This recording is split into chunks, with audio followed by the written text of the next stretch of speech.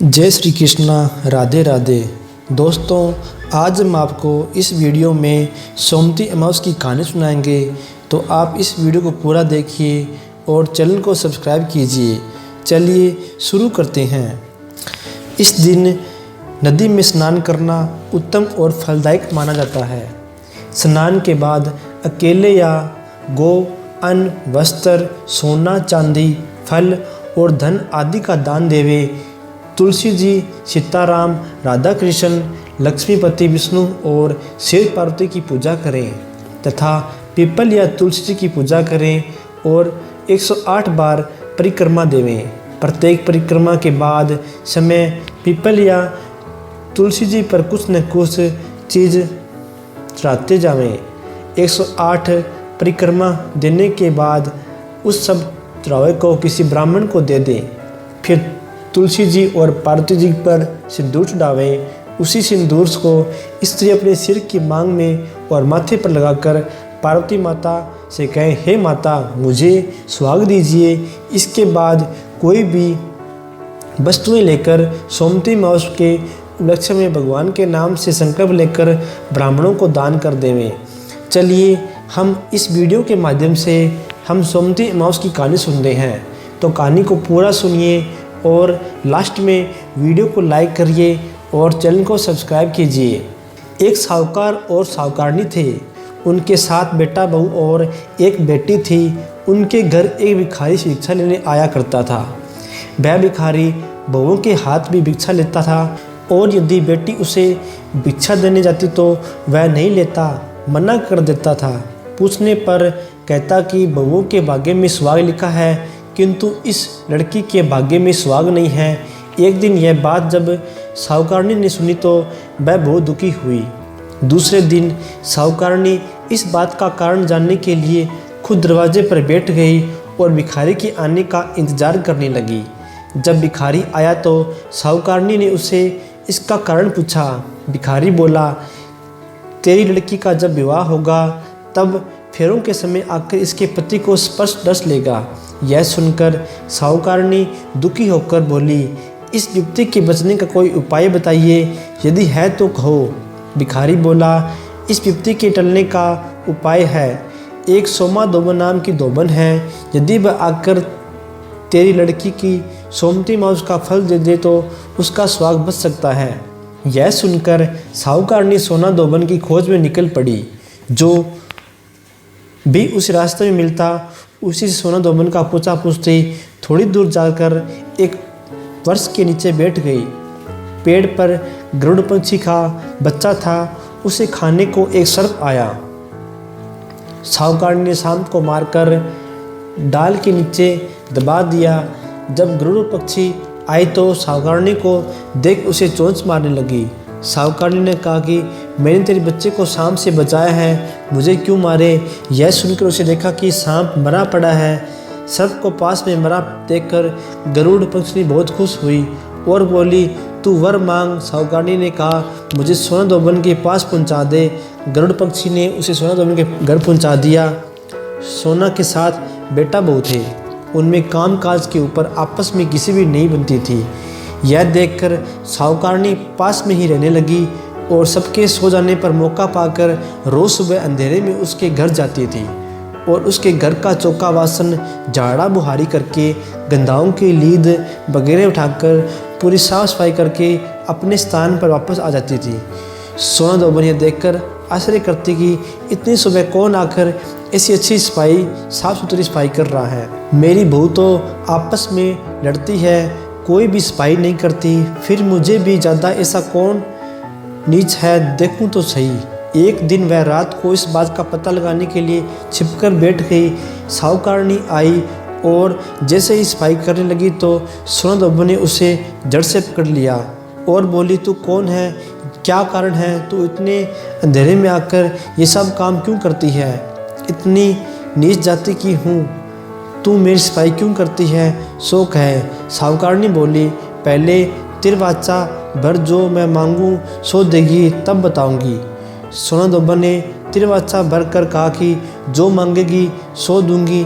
तब साहूकारनी ने कहा कि मेरी लड़की के भाग्य में सुहाग नहीं है सो तुम उसे सोमती अमावस का फल दे ताकि उसे स्वाग मिल जावे।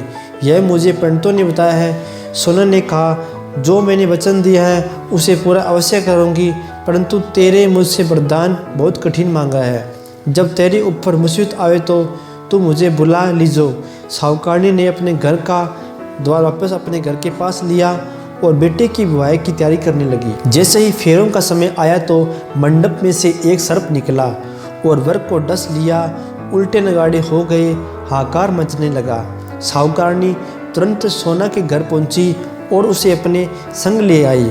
उसने आकर हाथ में जल लेकर सोमती का फल दिया और हाथ की कन्नी उंगली चीरकर उसमें से अमृत की छींटे जैसे ही दिए कि उसका जमाई जीवित हो गया।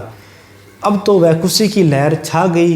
हे सोमती मैया, जैसे तूने साहूकारनी की बेटी को स्वाग दिया है वैसा सबको देना। कहते सुनते कारा भरते हुए इसके बाद गणेश जी की कहानी अवश्य सुने। एक दिन गणेश जी महाराज एक सेठ के खेत में आकर निकले तो उसने कई दाने अनाज के तोड़ लिए। आगे चले। पीछे गणेश जी ने मन में सोचा कि मैंने अच्छा नहीं किया, सेठ की चोरी की है। इसका दोष दूर करने से को मुझे सेठ के यहाँ बस नौकरी करनी चाहिए। वे अपना गणेशी नाम रख नौकरी करने लगा।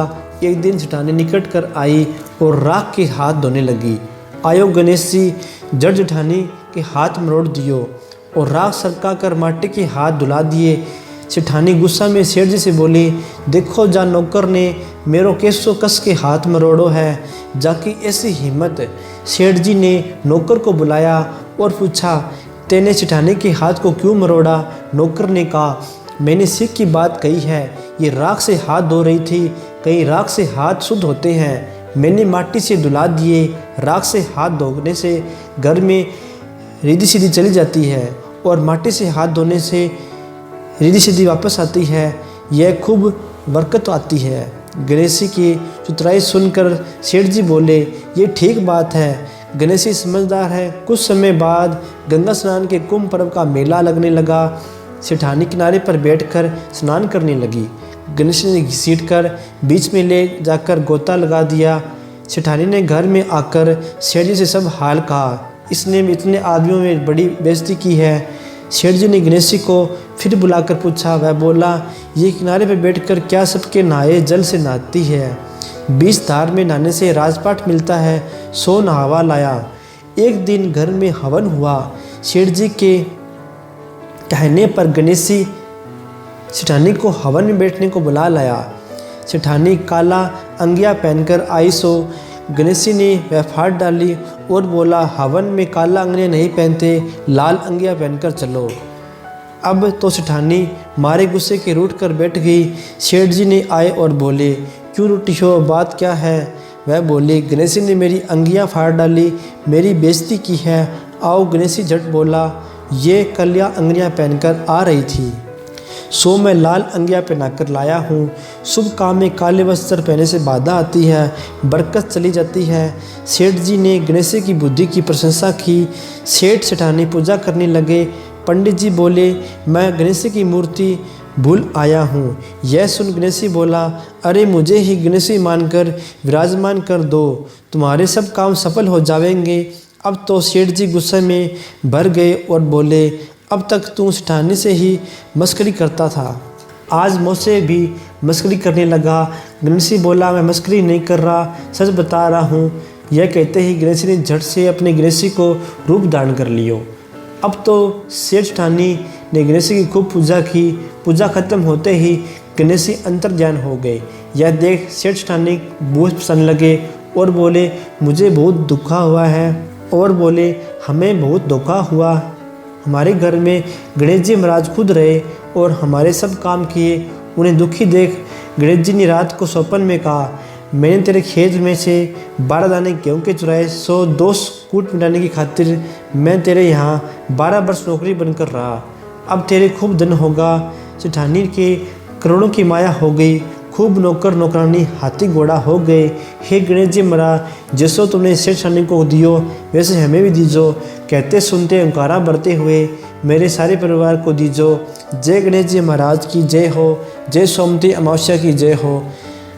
दोस्तों, आपको ये वीडियो पसंद आए तो वीडियो को लाइक करना, अगर चैनल पर नए हो तो चैनल को सब्सक्राइब करना। धन्यवाद। जय श्री कृष्णा। राधे राधे।